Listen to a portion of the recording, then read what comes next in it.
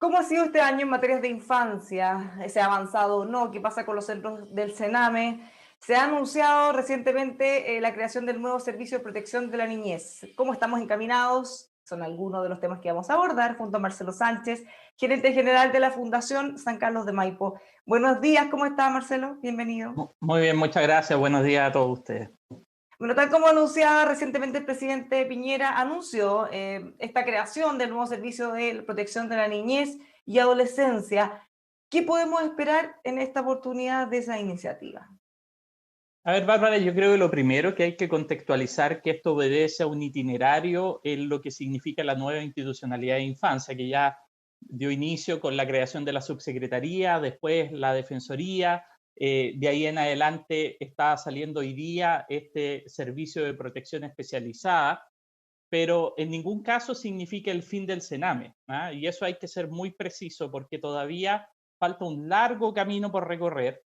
Falta la tramitación del servicio que va a dar cabida a la ley penal adolescente, el nuevo servicio que va para la reinserción de los niños y de los jóvenes que han delinquido. Y también el más importante de todos, que le da el sentido a toda esta infraestructura institucional en materia de infancia, que es el servicio de protección, del servicio de protección integral. ¿Ah? Porque este servicio que hoy día está ya despachado, que es el servicio de protección especializada, solo atiende a 1 de cada 5 niños que hoy día están en el Sename.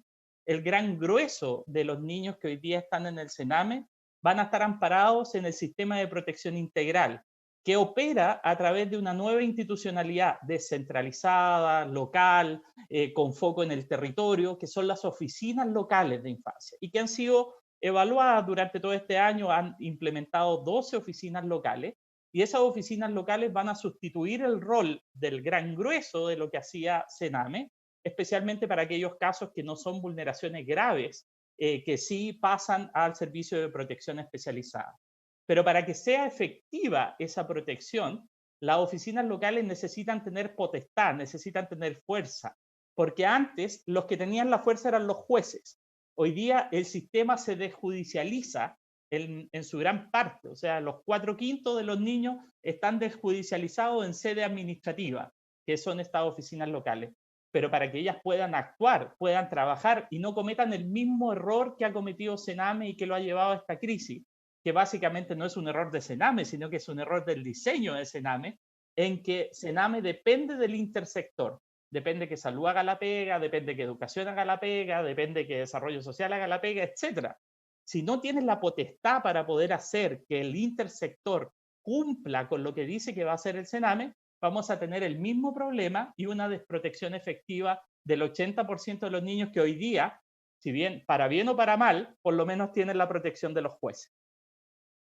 ¿Por qué no se cumple? ¿Tenemos problemas de fiscalización? ¿Es muy poco? ¿Dónde está fallando hoy? Hay varios elementos, ¿ah? Acá lo primero es lo estructural. Aquí el Sename es un sistema psicosocial agotado por lo demás, pero es un sistema psicosocial que depende del intersector. Mientras no haya potestad para que el intersector sea responsable de cumplir los derechos y obligaciones que tiene con los niños en el sistema de protección, esto finalmente no va a funcionar. Por eso que es tan importante el sistema de protección integral o ley de garantía, porque se establece un catálogo de derechos, mecanismos de exigibilidad y sanciones a quienes no cumplen. Más allá de la discusión de fondo, si una ley de garantías tiene uno u otro matiz, si representa o no a los padres, si representa o no a los niños, que por supuesto que son temas de fondo y que tienen que ver con los niños como sujetos de derecho. Adicionalmente, lo que consagra el sistema de garantía es un mecanismo de exigibilidad de esos derechos y la potestad administrativa para hacerlo cumplir. Por eso que en la medida de que esté amparado en este sistema de protección integral, sí va a poder funcionar este nuevo Sename en sede administrativa, pero si no está, si no se aprueba esta ley de protección integral, el 80% de los niños que hoy día están en el Sename no van a tener el mismo estándar de garantía de los programas que realmente puedan acceder, porque no van a tener la potestad, las oficinas locales para obligar a quienes tienen que cumplir la tarea. Y vamos a reproducir el mismo problema que ha tenido Sename hasta la fecha, esa incapacidad de hacer que el Estado funcione articuladamente para los niños que están en el sistema de protección. Para quienes nos están viendo y no entienden muy bien cuáles son los problemas, cuál era el diagnóstico común que estamos tratando de abordar con la creación de este nuevo servicio. Y bueno, después profundicemos en básicamente en qué va a implicar en la práctica que se hagan estos cambios.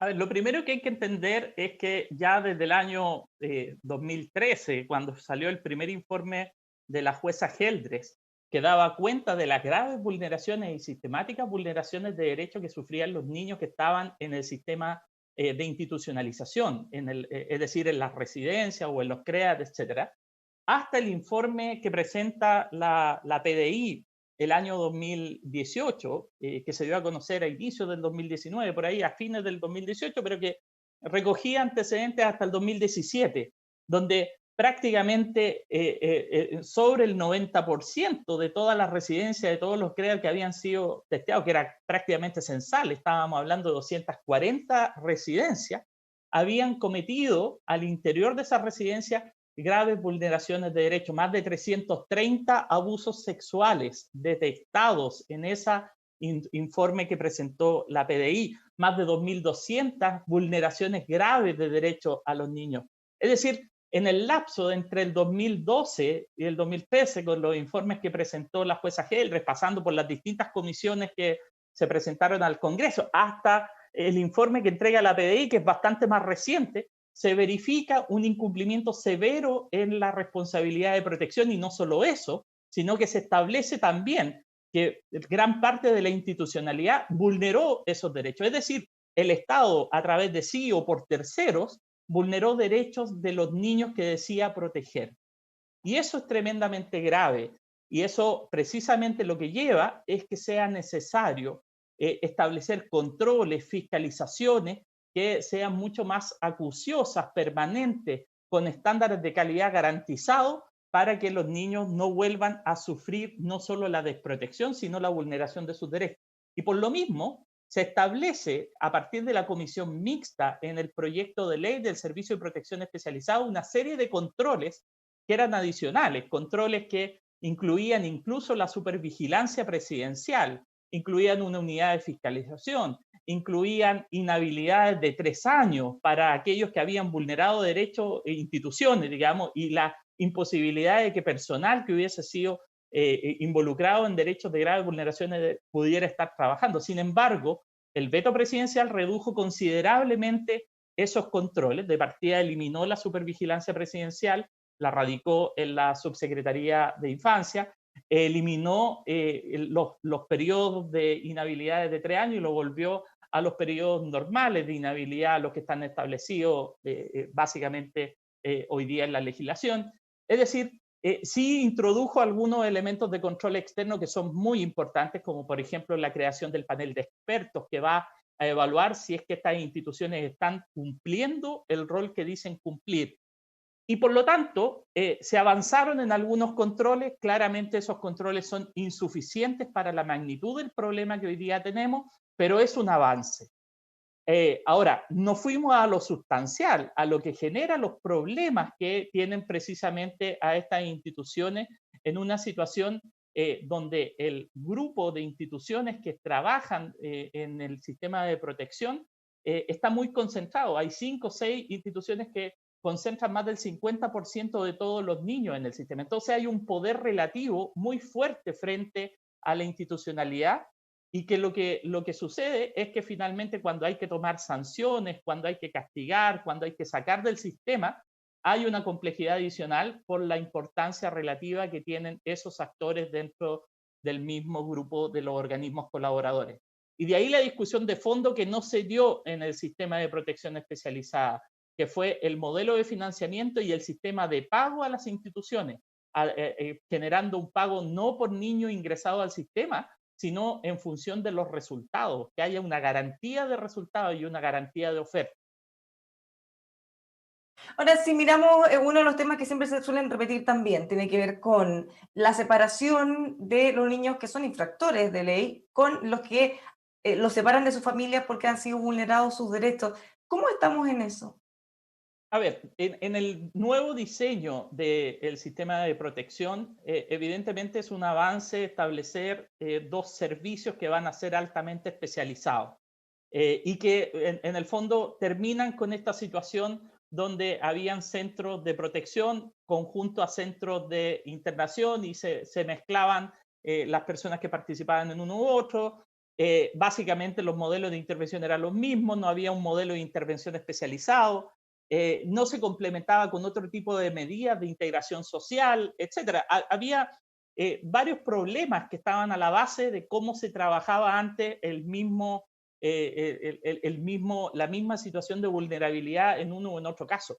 Ahora, es muy importante entender que los factores de riesgo que están a la base de un grupo y del otro son muy similares. Están en los mismos escenarios de vulnerabilidad social, en los mismos escenarios de exclusión social. La separación de estos servicios no debe significar el no poder tener esta visión integral respecto de los factores de riesgo que tiene la infancia. Creo que es fundamental que esta separación contribuya a los mecanismos de reinserción y a los mecanismos de rehabilitación que permitan que los niños en un territorio estén mucho más protegidos. Creo que es un avance, todavía falta por implementar, pero no se ha dado la discusión de fondo en uno y en otro servicio, que tiene que ver con la calidad de la oferta. En la medida que hoy día todavía tenemos la oferta que tradicionalmente, si tú miras las evaluaciones que hace la DIPRES año a año, especialmente las evaluaciones en el servicio de reinserción, en los programas que están apuntando a rehabilitar a los niños que están en el servicio de reinserción, te podrás dar cuenta que es unánime que la DIPRES en cada una de las evaluaciones ha indicado que los programas no tienen resultados, que sus resultados son insuficientes, año a año. Y seguimos proporcionando recursos hacia esos programas. Por lo tanto, creo que es fundamental que entendamos que mientras no haya programas que tengan evidencia, que mientras no estemos pagando contra resultados y no contra ingresos, que mientras no generemos un sistema con los niveles de calidad que permitan que realmente se logren estos resultados, no vamos a tener un cambio efectivo. Y eso pasa por los mecanismos como hoy día se establece, por ejemplo, el financiamiento a los organismos colaboradores. Ahora, si tenemos claridad en algunas evaluaciones de programas, como usted dice, ¿por qué no se hacen o no se toman las medidas que hay que tomar? ¿Es porque no hay una alternativa, por desidia, por carga, exceso de carga laboral?